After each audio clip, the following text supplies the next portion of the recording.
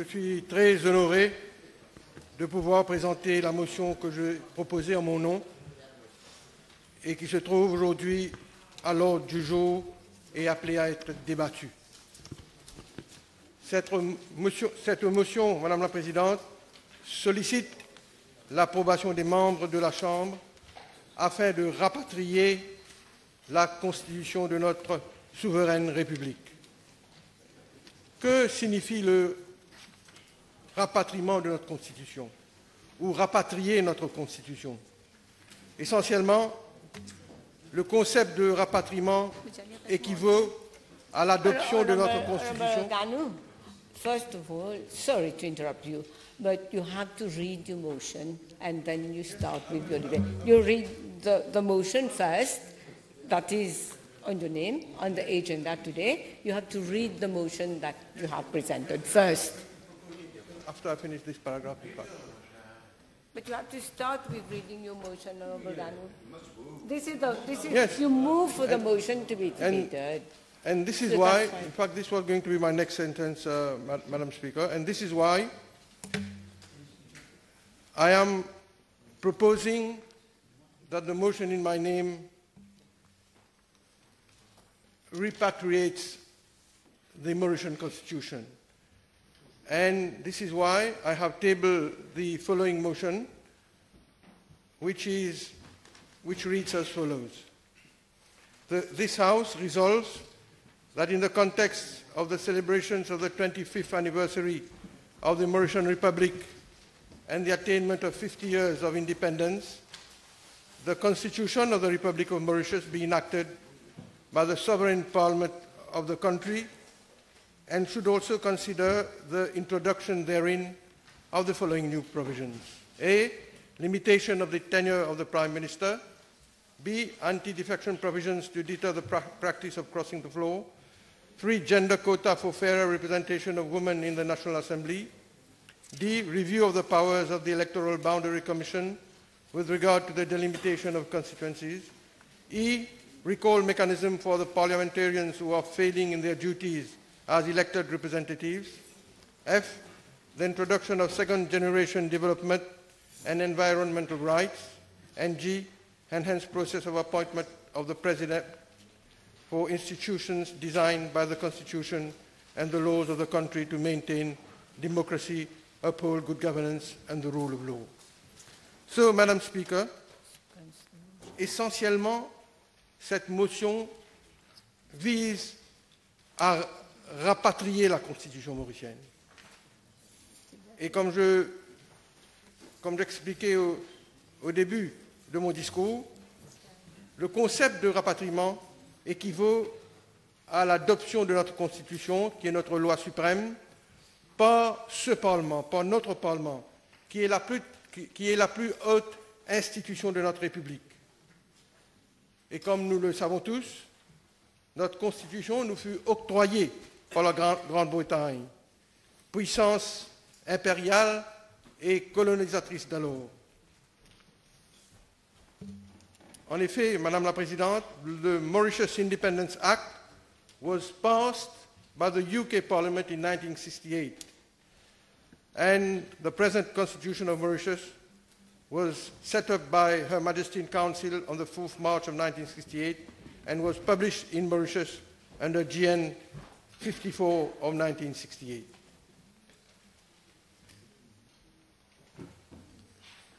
Il est clair donc que lors de notre accession à l'indépendance, notre Constitution, notre loi suprême, n'a jamais fait l'objet de débats au sein de cette auguste et souveraine Assemblée.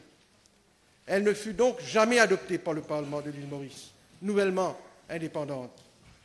Le rapatriement, traduit en anglais par les mots repatriation, patriation ou quelquefois même depatriation, signifie en d'autres mots donc, Madame la Présidente, domestiquer notre Constitution.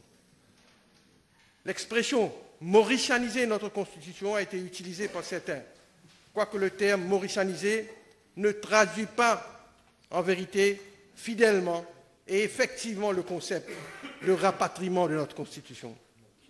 Voilà en quelques mots la raison d'être de ma démarche. en présentant cette motion devant la Chambre. Si cette motion est approuvée ou agréée par la majorité, elle constituera un milestone dans l'achèvement du processus de décolonisation de notre pays. Madame la Présidente, je voudrais rappeler à tous les amis de la Chambre que nous sommes aujourd'hui un 14 juillet, où notre Parlement est appelé à se prononcer sur une question aussi vitale et pertinente. Comme nous le savons tous, le 14 juillet marque le premier jour de la Révolution française, une révolution qui instaura les fondements d'une démocratie libérale et républicaine et mit fin au régime monarchique et dynastique. So, Madam Speaker, once the motion before standing before the House, if it is accepted by the majority of the members, we will have achieved another leap forward in the history of our country with regard to its decolonization process. The adoption of this motion will be as important as the full exercise of our territorial sovereignty over the Chagos Archipelago, a right that the Republic of Mauritius has been claiming for years, and which has led, as we know, in the recent clear victory of our country at the United Nations General Assembly, which is the result of the bold stand and initiative of the former Prime Minister and current Minister Mentor. Madam Speaker, during the post-independent era, the concept of repatriation has attracted a great deal of academic and political and even legal discussions in the context of constitutional reform. And rightly so. The reason for that is because historically, almost all the independence constitutions, without any exception, originated legislatively through an act of the British Imperial Parliament, or more accurately, through an order made by Her Majesty, either under the prerogative or the Independence Act voted for that purpose. In other words, the constitutions bequeathed to the former colonies, including our country, were conceived and bore the etiquette made in England. In that manner, they did not express the constituent will of the people as the authentic and true lawmakers. In many cases, therefore, constitutional reform commissions set up after independence in the former colonies have recommended that reforms to the constitutions be achieved by repealing the order in council to which the constitution is annexed as a schedule and simultaneously replacing it with an act of parliament enacted in the specific country and entitled whatever name of the country, for example, Belize Constitution Act or Guyana Constitution Act or Mauritius Constitution Act. Because our constitutions were an order in council of Great Britain and therefore not a creature of our parliament, the time has come for the supreme law of the land to be established as an act of the sovereign local parliament. These claims were rightly based on the premises that the constitutions should be of the people and by the people, and thus be patriated and enacted as a direct and legislative act of the population of the specific country, as ours cannot be considered as autochthonous in the sense that they were neither indigenous nor homemade. Hence, Madam Speaker, the claim that logically our constitution should have been repatriated for and by the people it was meant to govern. The concept of repatriation, Madam Speaker, in fact has its origin in the Commonwealth constitutions through the experience of Canada in 1982, although in the case of Canada the issues were more complicated. Then, in the Caribbean region, a few examples of constitutional reforms took place where the constitution was enacted by the local legislature by an act passed by Parliament. A case in point was Belize, where in 1981, Act 14 of 1980 was passed and declared to be a constitution for the independent state of Belize, and this act brought a new Belize constitution into being. And this repatriation movement extended its influence in the Caribbean and in some cases involved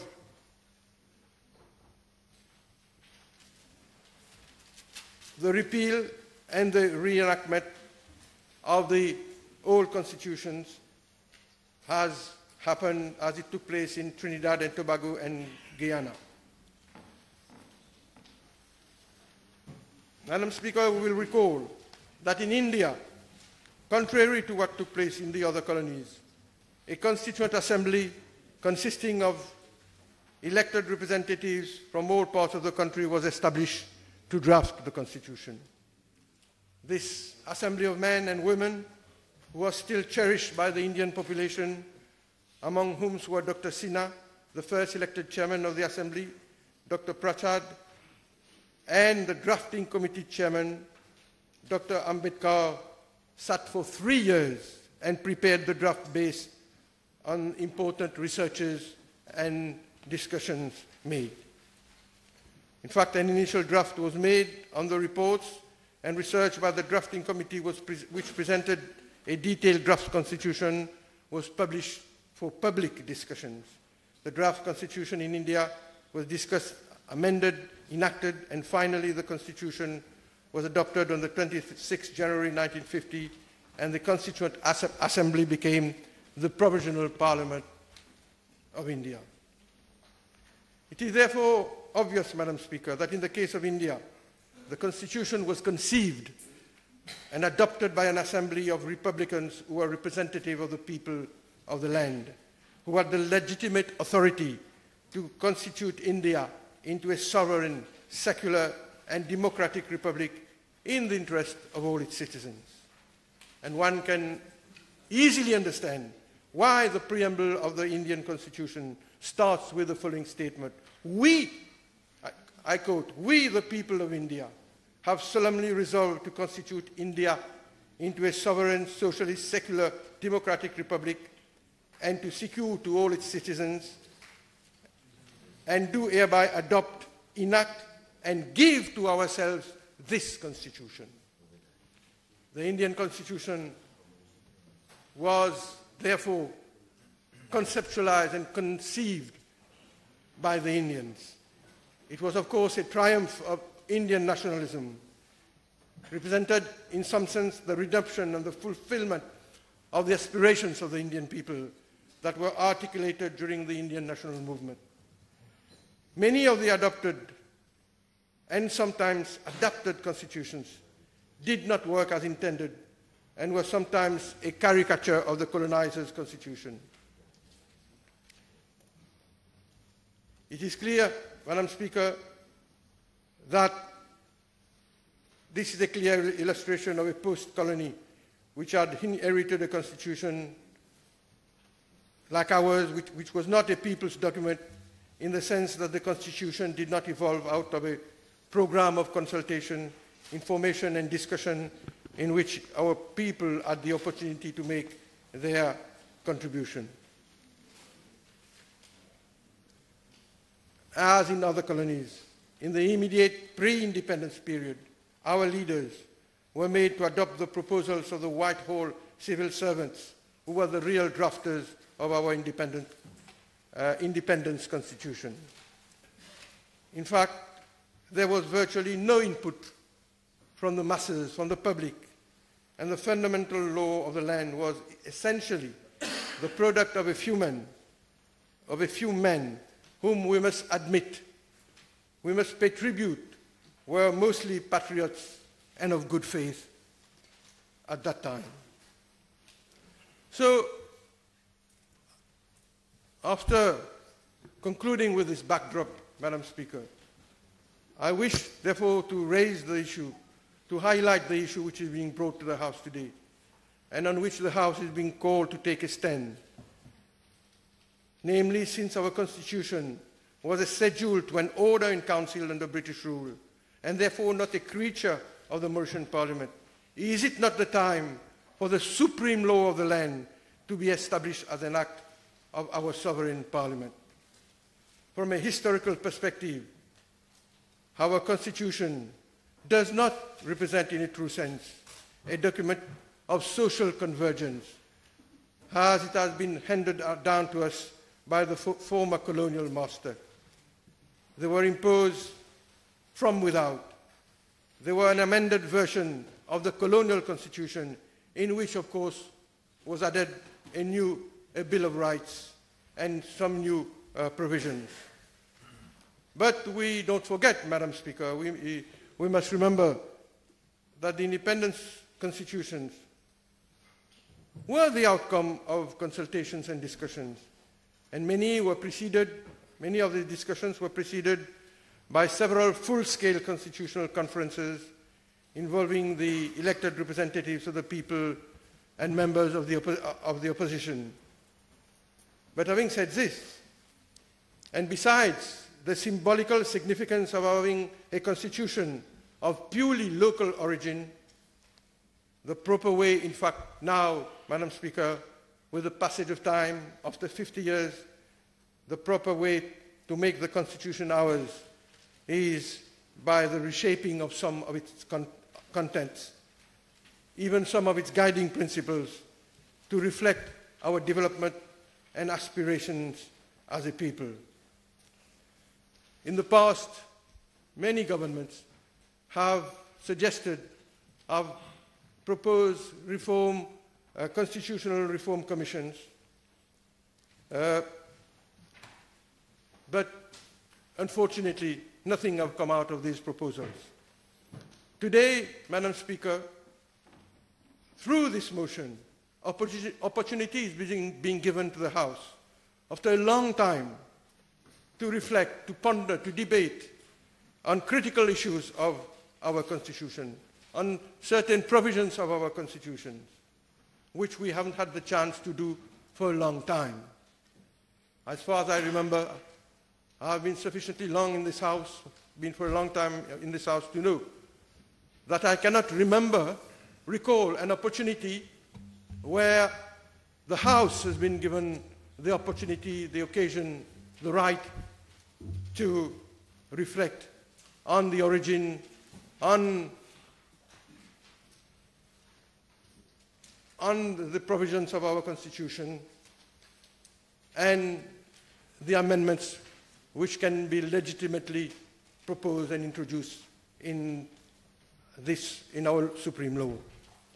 On two occasions, Madam Speaker, when this country became a republic, when we amended the Constitution, we, of course, there were long debates for long hours in this House concerning the transformation of Mauritius into a republican state, into a republic. But these debates, as we remember, were restricted in the sense that the debates were concerning the setting up of a new institution in our country, the President of the Republic, and the new powers and the new prerogatives that were being bestowed on the new President of this Republic. On other occasions, as far as I remember, after the Sachs report, Madam Speaker, certain suggestions were made by the Sachs Commission.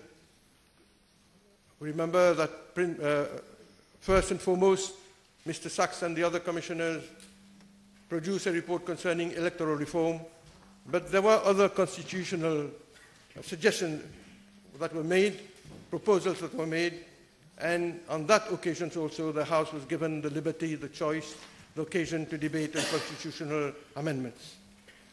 But as far as I remember, as far as I recall, Madam Speaker, this is the first time in the history of post-independence that our Parliament is considering certain facets of our Constitution and will be called upon to respond with regard to these proposed amendments.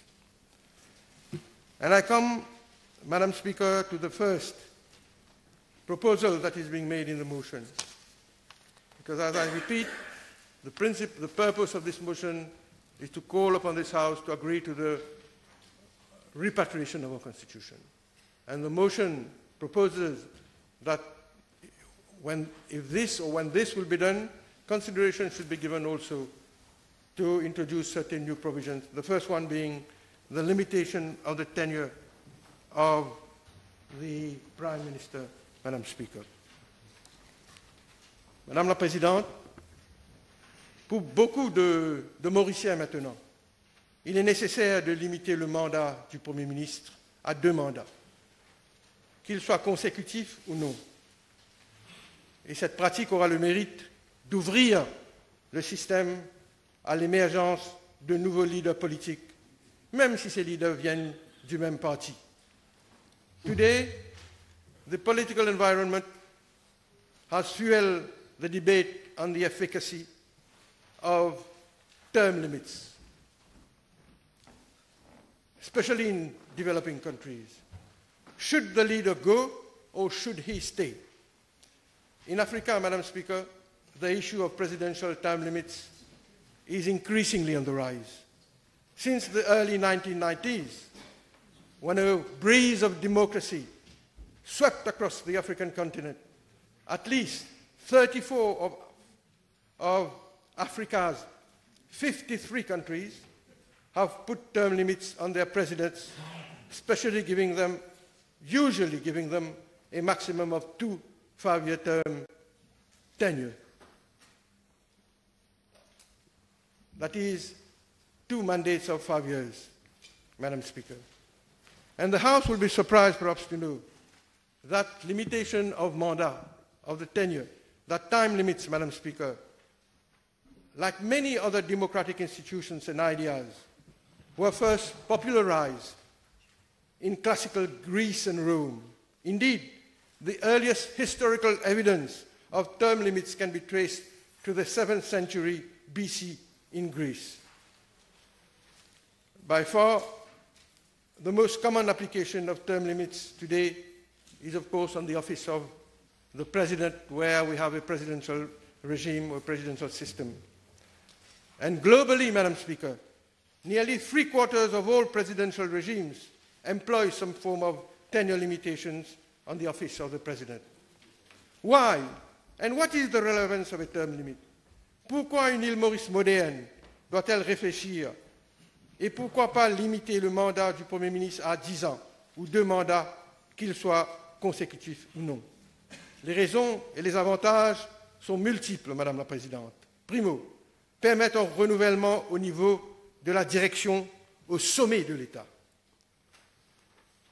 Deuxièmement, favoriser la démocratie au niveau des partis politiques. La limitation du mandat d'un Premier ministre, qui est normalement le leader de son parti, sans aucun doute, favorisera le renouvellement au niveau de la direction du parti et éliminera le risque d'un leader à vie.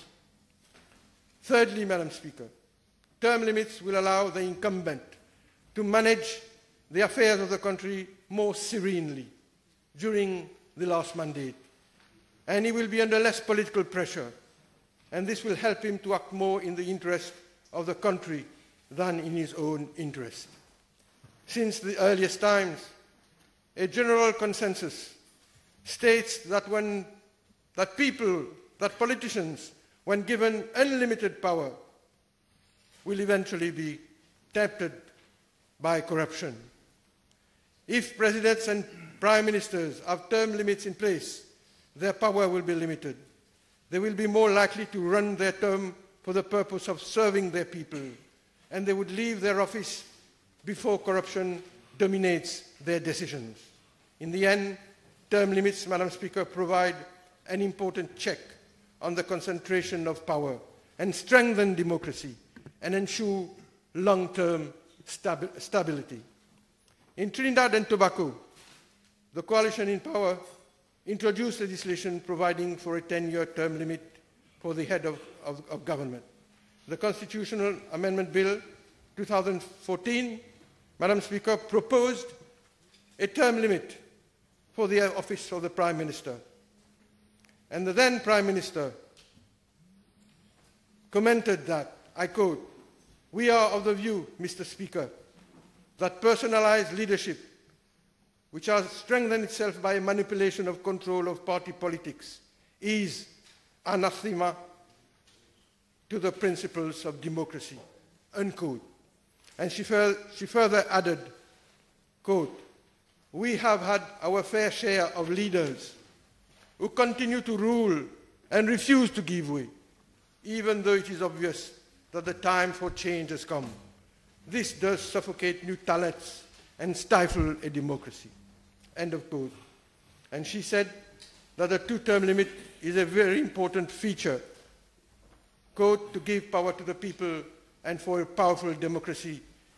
And she even quoted a political scientist who once noted that while United States presidents leave office with dignity and grace at the end of their 2 terms, Westminster prime ministers unfortunately often cling to power to the very end and are often forced out of office, sometimes in indignity and disgrace.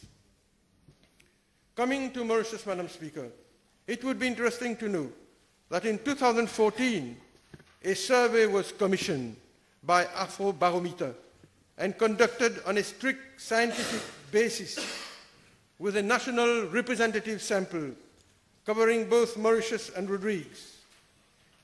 The results of the survey were stunning. To a question whether the Constitution should limit the Prime Minister to serving a maximum of 2 terms in office, the percentage in support of the proposal was a staggering figure of 68%, Madam Speaker. I think I have said enough on this issue, Madam Speaker. I will come now with regard to the gender quota for a fairer representation of women in the National Assembly. Madam Speaker, I think I left out B. With regard to the anti-defection legislation, Madam Speaker, we all know what is the purpose of this legislation. It is to curb the practice of crossing the floor. We are alive to the fact that since 1985, India passed a law to amend the Constitution by adding a new schedule to the Constitution. The main intent of the law was to curb the evil of crossing the floor, and the issue with regard to the working of the law with experience in India has been found to be very complex and problematic. Does the law, while deterring defections, also lead to suppression of healthy intra-party debate and dissent? Does it restrict representatives from voicing the concerns of their voters in opposition to the official party position? Should the decision on defection be judged by the Speaker, who is usually a member of the ruling party or ruling coalition, or should it be decided by an external neutral body such as the Electoral Commission? The anti-defection law is indeed not an easy law to implement, Madam Speaker. It has already been introduced in India and has known the difficulties that it has known in terms of implementation, but it has been introduced in other countries like Bangladesh, Kenya, Singapore, and South Africa. But in Mauritius, Madam Speaker, anti-defection law has the potential of is a very important and has the potential of having an insidious effect on our parliamentary system. I am referring to the link which defection might have with our best loser system. As we know, Madam Speaker, the 8 additional seats are allocated according to the provisions of paragraph 5 of the schedule to the Constitution. Whereas the schedule provides that the first 4 of the 8 seats shall be allocated to the most successful unreturned candidate, of course, if he is a member of a party and he belongs to the appropriate community, but regardless of which party he belongs to. The second group of 4 is allocated to persons who belong to parties other than the most successful party. The seats allocated in the second batch of 4 best losers are allocated on the basis of party belonging and party affiliation, Madam Speaker. The problem is that, therefore, theoretically, a best loser who has been allocated a seat on the basis of his party affiliation is in a different situation to the one who has been allocated a seat due to the fact that he is one of the most successful candidates belonging to the appropriate community, regardless of which party he belongs to. This is why, Madam Speaker, I think now, after 50 years, after the passage of time, I personally think that on this issue, this question of best losers, the criterion used for the allocation of the seats of best losers, I think the House should ponder on this question also. Madam Speaker, I wish to say a few words with regard to the gender quota for a fairer representation of women in the National Assembly, which is little c in the motion. Gender quota for fairer representation of women in the National Assembly. On this score, I strongly appeal to government to legislate once for all as a matter of urgency to honor our promises to the women of this country. Madam Speaker, year in and year out, on every 8th of March, all political leaders of all stripes pay lip service to the promotion of women, especially in terms of wider representation in Parliament. PQs have been asked on this subject matter. Speeches have been made throughout the country by all the political leaders, as I just said, Madam Speaker. But unfortunately, this government, the present government,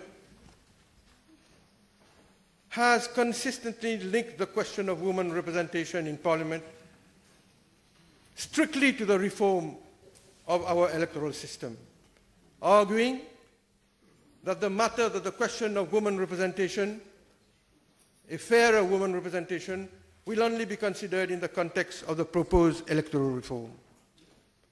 To my mind, Madam Speaker, by adopting this posture, government is postponing the issue to the Greek calendar.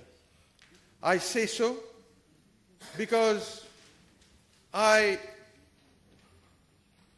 presume and I hope that all of us in this House are agreeable to amending the Constitution to make provisions so that in the next general elections, which we all know are not very far away, each party or each party alliance be under the obligation to present at least one female candidate in each constituency, or a third of their candidates to be of a different gender.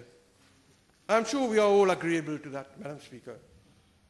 Therefore, if we are all of good faith and wish to advance the cause of women representation, the constitutional amendment can come before the House as soon as Parliament resumes after the vacations and to be adopted by this very House.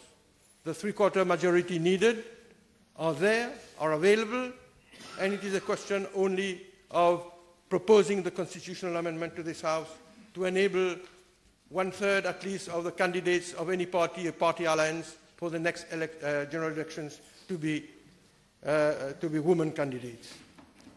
Parliament, the question, Madam Speaker, is when will finally the House debate, be given the opportunity to adopt such a constitutional amendment? In a last PQ answered by the Honourable Prime Minister, we were given to understand that the Committee on Electoral Reform is still working. This has been the classical answer given by the previous Prime Minister and the present Prime Minister, Madam Speaker. And those of us who are in this House, we are alive to the fact how divisive, how difficult it might be to find the right consensus for an electoral reform globally. In fact, I heard one of our political leaders saying that, who opined, Madam Speaker, that probably there will be no electoral reforms by the end of this mandate. This is why we don't know what's going to happen with the electoral reforms. As I said, we know how much division it creates. This is why, how much controversial it can be. This is why, Madam Speaker, we should delink the issue of a fairer woman representation to the question of electoral reform. And this is the only way, Madam Speaker, for government and for all members of this House, for all political parties to honor their pledge to the women at large in this country in terms of a fairer representation in our Parliament. Since I am on this issue, Madam Speaker, I will also appeal to the Honourable Prime Minister to see to it, because to be able to have women candidates to come to this House, pour qu'on puisse d'ailleurs rattraper le retard qu'on a vis-à-vis des pays d'Afrique sur le continent africain, Madam Speaker. I don't have to go more further than that. But to be able to have women candidates, Madam Speaker, who can participate in the building of this country, I appeal to the Honourable Prime Minister to allow our women lecturers in the tertiary sector, University of Mauritius, or other tertiary institutions, as it used to be in the past. We remember Madame Vidula Nabab Singh, who was a lecturer at that time, and she was a prominent politician. I think we should ponder, we should reflect on the possibility of administratively, the government should move in that direction, Madam Speaker, should do the needful to allow this category of professionals to be able to stand as candidates in the next general elections. The Université de Maurice, all other tertiary institutions are a pépinière of potential women candidates for the next general elections, Madam Speaker. So I appeal to the Honourable Prime Minister. My point is very simple. The three-quarters of the majority are here in this House to vote for the constitutional amendment for the next general elections. We don't have to wait for the electoral reform. We don't know when it will come. We don't know whether there will be a consensus. So we can proceed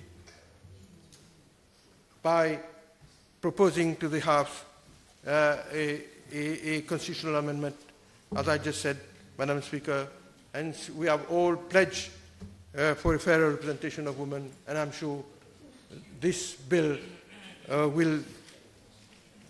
there's no doubt that this bill will be voted by all members of this House. Madam Speaker, I come now to another issue in my motion, review the powers of the Electoral Boundary Commission with regard to the delimitation of constituencies. Again, on this point, Madam Speaker, I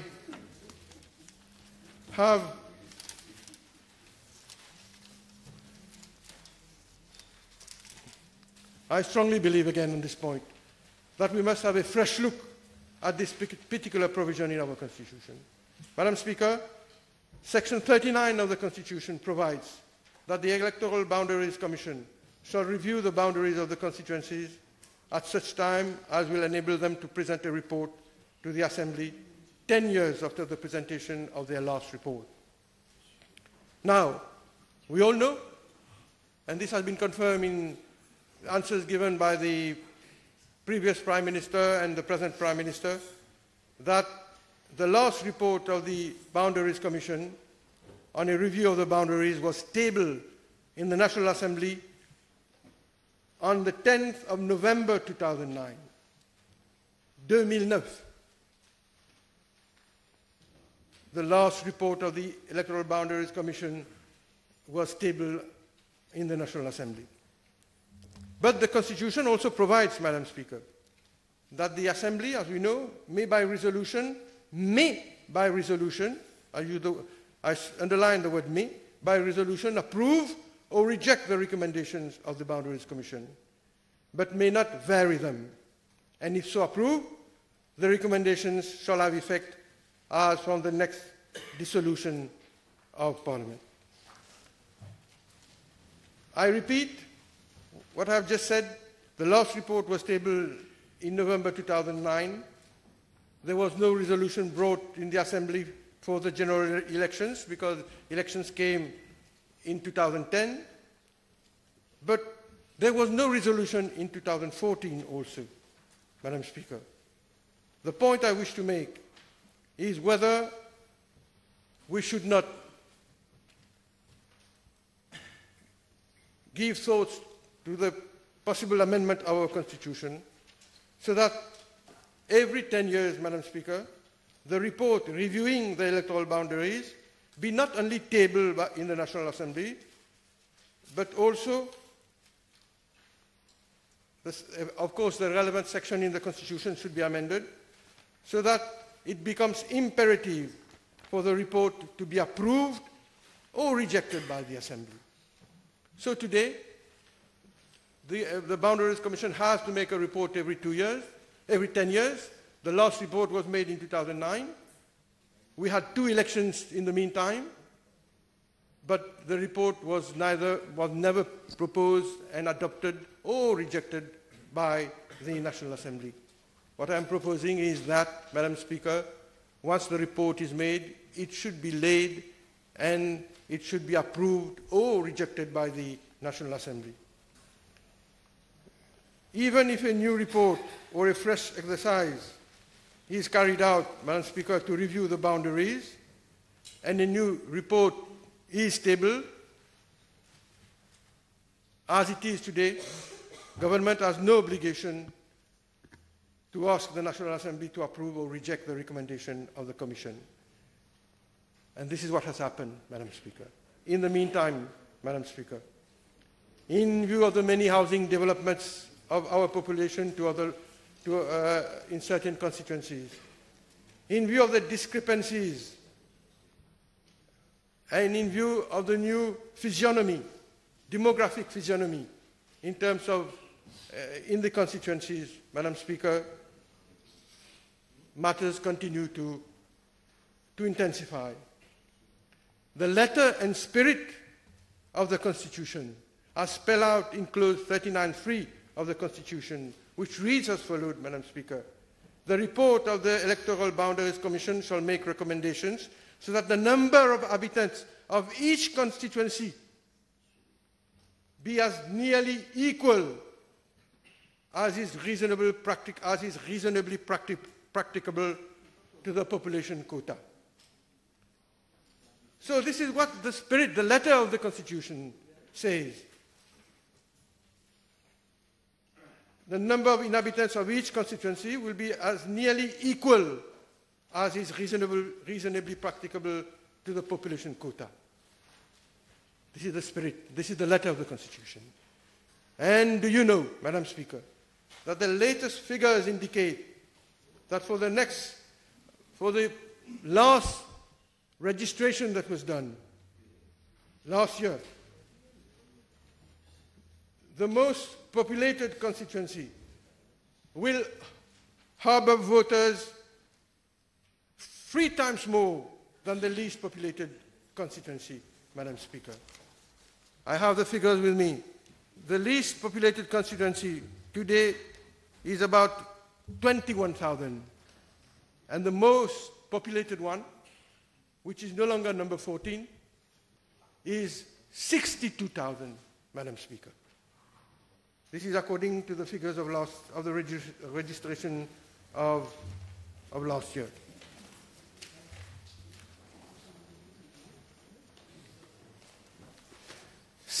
62,260 for number 5,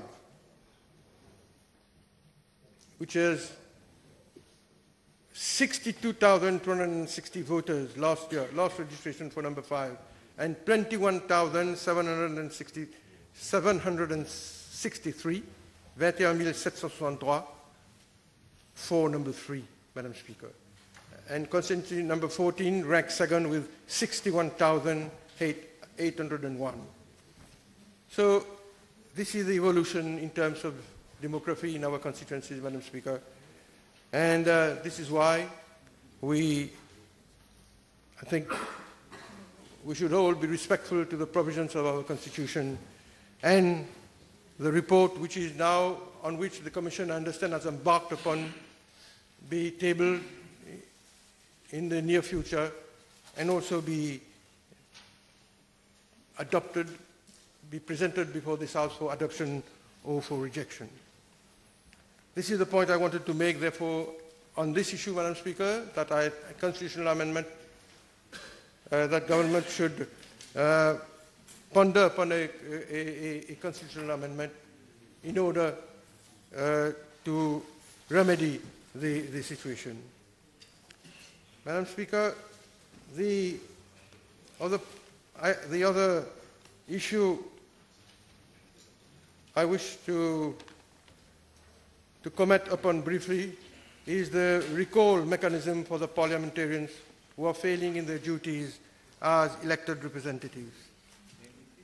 On this issue, Madam Speaker, the issue is whether the electorate should be vested with a limited right to recall their MPs. The right of recall is a term used to describe a process whereby the electorate can petition to trigger a vote on the suitability of an existing elected representative to continue in office. Undoubtedly, Madam Speaker, this proposal sounds unrealistic to us, elected representatives, parliamentarians. This proposal sounds problematic to implement because, firstly, the Constitution provides the circumstances when the seat of a member of the Assembly becomes vacant and when he will cease to perform his functions as a member of the Assembly. Yet, Madam Speaker, in today's world of openness, of good governance, accountability is on the order of the day. The poor performance of elected leaders, of elected representatives, and the way in which parliamentarians can be held accountable for their actions or inactions by the citizenry may result in the latter being sanctioned. Hence, the often repeated submission for the need to institute a recall mechanism. In the not-too-distant past, the Constitutional Reform Commission, Madam Speaker, in Jamaica, recommended the institutionalization of the recall mechanism as a means of not only creating direct democracy, but also of holding MPs to account. Again, in Trinidad and Tobago, Madam Speaker, the coalition in power introduced legislation providing for allowing voters to recall their elected representatives. And this is what the Prime Minister said when this new measure was introduced. He said it will provide more powers to the people. The right, quote, the right of recall, she said, forms part of the system of government, including the US, Switzerland, the Philippines, and Venezuela, adding, Madam Speaker, that there are several benefits for recall. This, again, is to provide us with a stronger democracy, a stronger connection between elected representatives and the electorate, and of course, better representation at the parliamentary level. The Prime Minister also added that the right of recall does not yet exist within the Westminster system, but the measure she was taking was a bold step. And she said, and I quote, Madam Speaker, it will well be that Trinidad and Tobago may well lead the way forward, for we will be the first Westminster-style democracy that will be adopting the right of recall. The last but one issue, Madam Speaker, which forms part of the motion is the introduction of second generation rights, Madam Speaker. And this issue, Madam Speaker,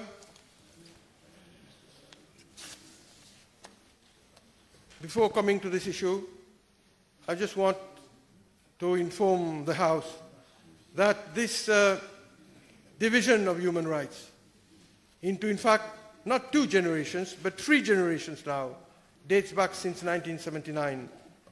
The first generation, we will remember, especially my friends at the bar, will remember, Madam Speaker, the first generation of civil political rights dealt with liberty and political life. The second generation, socio-economic human rights, guaranteed equal conditions and treatment, Madam Speaker. In fact, these second generation rights are not rights directly possessed by the individuals, by the citizens, but they constitute positive duties upon the government to respect and fulfill them. And the third generation, collective developmental rights of the people, Madam Speaker, are usually held against the states.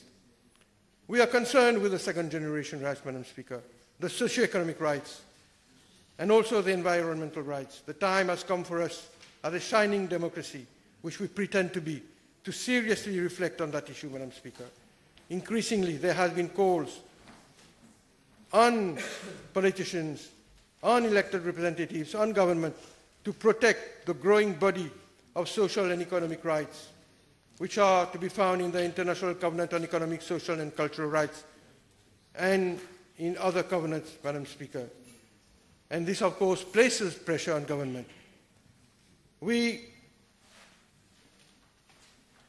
answer to that, Madam Speaker, the solution is we could include these rights in our Constitution, provided it is clear that they are not intended to be justiciable and enforceable rights in the same manner as the civil and political rights, but they impose a moral and a political obligation on the state to pursue such goals for the general welfare of the people, for better housing, for better water, for better shelter, Madam Speaker. Even though they do not become justiciable and enforceable rights, but they become a moral and political obligation on the state to pursue, to protect the citizens of the country. And for the environmental rights, Madam Speaker, we should also try to emulate other developing countries who have given recognition in their constitution to the general principles of protection, of protecting the environment. In certain constitutions, Madam Speaker, I could read, in the interest and the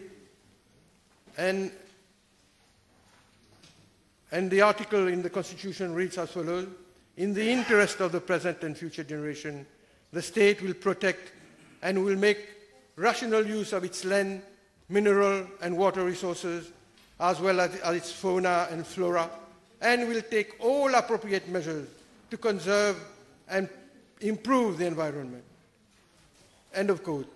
As we can see, Madam Speaker, this is a moral, this is a political obligation on the part of the state to safeguard a clean, a healthy, an ecologically balanced environment. And this is why, Madam Speaker, I reiterate my appeal to government to consider the possibility of introducing the second generation rights and environmental rights in our Constitution. And I would like, at this juncture, Madam Speaker, to refer the House to the recommendations of the report of the National Human Rights Commission of Mauritius in 2008, whereas in that report, which I have a copy in my hand, Madam Speaker, the report of the National Human Rights Commission, annual report for the year 2008, unambiguously said the following at page 33 of the report, Madam Speaker. Summary of recommendations, paragraph 108. And by pure coincidence, this is the first line. A review of the Constitution is due after 40 years of independence. This revision should ideally be a consolidation exercise. It would present an opportunity to introduce a safeguard for economic and social rights in the Constitution, and to ensure a fairer representation of women in the National Assembly.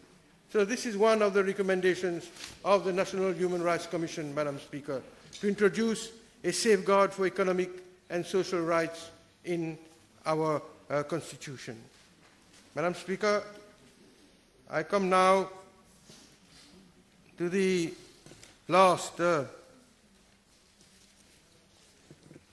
point, to the last issue, to the last matter I have raised in my motion with regard to the appointment by the President in the case of institutions created by the Constitution and other laws of this country. Again, Madam Speaker, this is the most, this is the issue which perhaps has more political bearing with things that are happening in this country today, Madam Speaker. I appeal to the Prime Minister and government to put a stop to the institutional decay which is impeding the functioning of our institutions and other agencies. The point is very simple, Madam Speaker. We must, in the interest of future generations, in the interest of our country, ensure the independence and the efficiency of institutions set up by the constitutions or the laws of this country. We should ensure the independence and efficiency of other state agencies and state-owned enterprises also, Madam Speaker. This is an urgent appeal to the Honourable Prime Minister. Madam Speaker, en d'autres mots, l'appel que je fais au Premier ministre, il faut que soit rendue réelle l'indépendance d'abord des fonctions des postes constitutionnels. Il faut que ces fonctions, Madame la Présidente, inspirent le respect de par leur indépendance, le sens profond de probité de leurs titulaires et le sens évident de l'état de droit et de justice.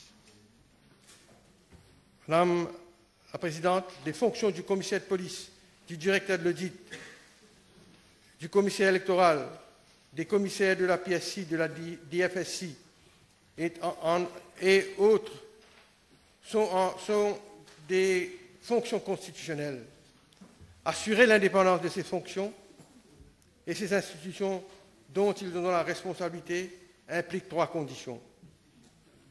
D'abord, la sélection et la nomination doivent être faites par une entité non politique. Les mandats doivent être sécurisés et les conditions de la destitution, si cela s'avère nécessaire, doivent être bien définies et actées par la même institution indépendante qui l'a nommée. Et pour assurer cette indépendance, Madame la Présidente, nous devrions bien sûr amender la Constitution, enlever la responsabilité des nominations par des responsables politiques. J'avais proposé, moi, Madame la Présidente, que